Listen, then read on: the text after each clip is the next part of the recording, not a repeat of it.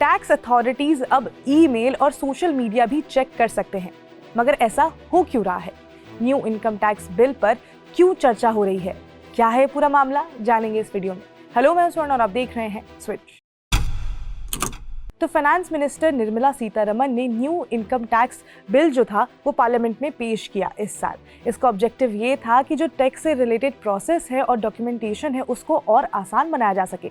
मगर ये बिल पिछले कुछ दिनों से काफ़ी ज़्यादा चर्चा में है और इसकी वजह इसमें हुए बदलाव हैं, जिसमें जो टैक्स अथॉरिटी है उनको ये अधिकार दिया गया है कि अगर वो किसी के घर या कहीं भी रेड डालते हैं तो वो उस इंसान के डिजिटल स्पेस में भी जा सकते हैं। देश में अभी इनकम टैक्स एक्ट 1961 चल रहा था, लेकिन इस साल फाइनेंस मिनिस्टर ने new income tax bill parliament में पेश किया।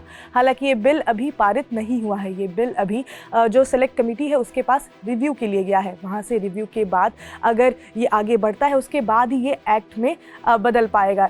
हो सकता है कि बीच में इसमें कुछ मॉडिफिकेशंस भी हों, लेकिन उससे पहले ही ये जो बिल है वो काफ़ी ज़्यादा चर्चा का विषय बना हुआ है। तो अभी क्या होता था कि अगर किसी के भी घर पर या ऑफिस पर इनकम टैक्स डिपार्टमेंट की रेड पड़ती थी तो वो घर की तलाशी लेते थे। सभी सामान, फ़ोन, लैपटॉप को चेक किया जाता था और कई बार आगे की इन्वेस्टिगेशन के लिए फ़ोन और लैपटॉप को जब्त भी कर लिया जाता था। लेकिन इनकम टैक्स एक्ट 1961 में कहीं भी डिजिटल स्पेस की बात नहीं कही गई है।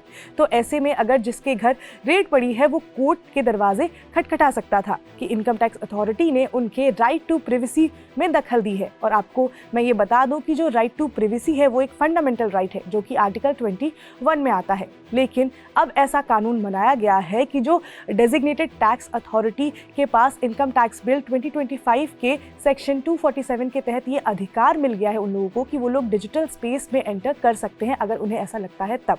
अगर उन्हें लगता है कि इन्वेस्टिगेशन के लिए सोशल मीडिया अकाउंट्स, ईमेल्स या किसी भी डिजिटल अकाउंट को चेक किया जाना चाहिए तो वो ऐसा कर सकते हैं। पहले इनकम टैक्स एक्ट 1961 के सेक्शन 132 में सर्च करने का अधिकार मिला हुआ था, जिसका एक्सटेंशन इस नए बिल में सेक्शन 247 में किया गया है।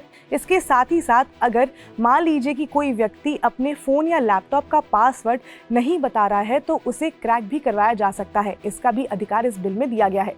जैसे पहले ऐसा होता था कि राइट टू प्रिवेसी जो कि राइट टू प्राइवेट लाइफ है उसकी वजह से लोग अपने फ़ोन या सोशल मीडिया अकाउंट का पासवर्ड नहीं बताते थे और उसके लिए उन्हें उनके साथ ज़बरदस्ती भी नहीं की जा सकती थी। अगर वो व्यक्ति मना कर देता तो टैक्स अथॉरिटी के पास ये अधिकार नहीं था कि वो इससे आगे बढ़ाए। लेकिन अब ऐसा नहीं है। अब अगर वो व्यक्ति अपना पासवर्ड बताने से मना करता है तो इनकम टैक्स डिपार्टमेंट जो है वो उस पासवर्ड को क्रैक करके फ़ोन के अंदर जो भी डॉक्यूमेंटेशन या जो भी डेटा है उसे चेक कर सकते हैं। इस बिल को लेकर ऑपोजिशन ने चिंता जताई है। कांग्रेस ने बीजेपी पर आरोप लगाया है कि इस बिल के माध्यम से वो लोगों के ऊपर निगरानी रखना चाहते हैं। कांग्रेस ने सवाल उठाए हैं कि क्या इंडिया एक सर्विलेंस स्टेट बन गया है। वहीं बीजेपी का कहना है कि वो इस बिल के माध्यम से ट्रांसपेरेंसी बढ़ाना चाहते हैं। तो इस बिल को लेकर गर्मा गर्मी जो है वो काफ़ी ज़्यादा बढ़ गई है। अब देखना ये होगा कि इसमें आगे क्या होता है। क्या इसमें कोई मॉडिफिकेशंस किए जाएंगे कि ये बिल जिस तरह से पेश किया गया है उसी तरह से पारित होता है। ये तो आगे आने वाला टाइम ही बताएगा। इसमें जो भी अपडेट आएगा